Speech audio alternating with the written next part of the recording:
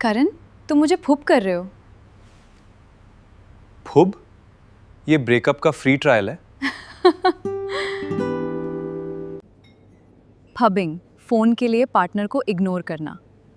1 second, meaning Google कर रहा हूँ।